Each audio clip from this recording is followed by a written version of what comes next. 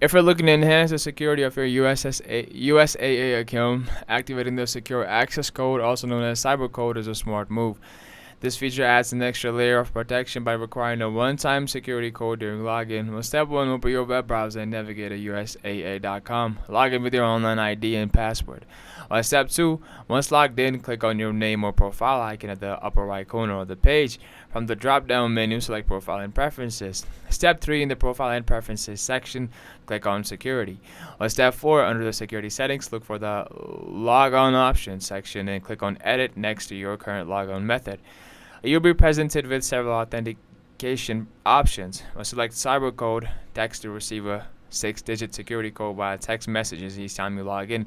Alternatively, you can choose Cyber Code Token to use a time-based security code generated by the Symantec VIP app. Step 6, follow the prompts to complete the setup for Cybercode text. Ensure your mobile number is up to date in your profile for Cybercode Token. Download the Symantec VIP app and link it to your USAA account. Step 7, after completing the setup, you'll receive a confirmation message, saying your account is now secure with an additional layer of authentication. And remember, enabling Cybercode enhances your account security by requiring a second form of verification during login.